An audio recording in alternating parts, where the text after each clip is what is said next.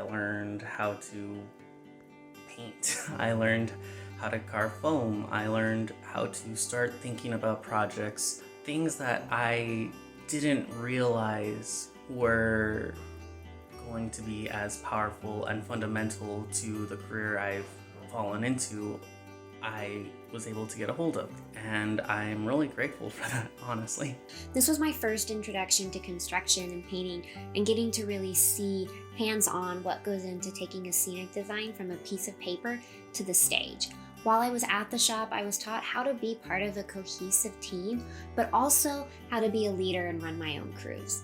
At the end of making this backdrop, I stood there and looked at it, and I had one of the rare, glorious experiences in life where you look at something you've done and you realize that just a short time ago you thought you would never be capable of anything even remotely like that, because you put in the work and you were given this incredible instruction and somebody taught you and helped you learn something new. Learning from the MGM backdrops, one of the biggest takeaways I had as a student was to not sweat about the small stuff.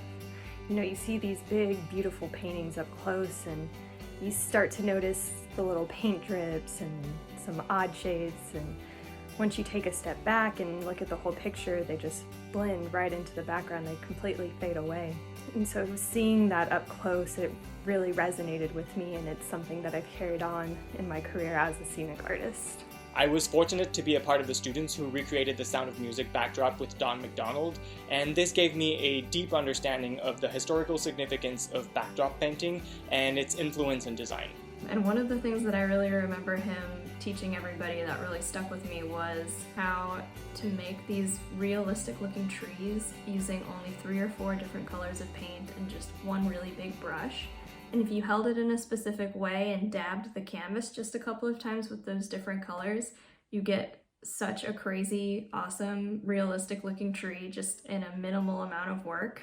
And that was something that I just thought was so cool to learn from how we used to paint the backdrops in Hollywood. Hopefully they learned a bunch of tools that they could take with them through their careers.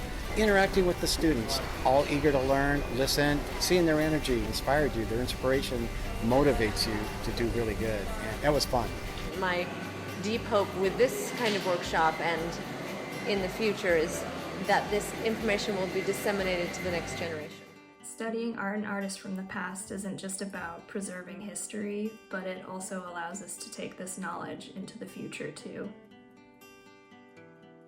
I learned great skill sets in translucent backdrop painting and painting skills in general, which I use every day in my job. Working in the shop and with the staff there at TPA really inspired my love for painting and set fabrication and wanting to be part of that industry and community. Most of the skill sets I acquired at UT that I use in my everyday life now as a scenic artist, I learned in the TPA shop, and I'm really lucky and very thankful to have had that opportunity. My experiences at UT constantly benefit my work as a set designer in every project I embrace, and I would not be the artist I am today without it.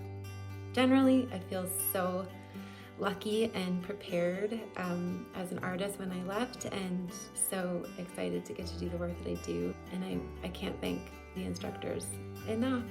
They were really wonderful. I miss you guys so much.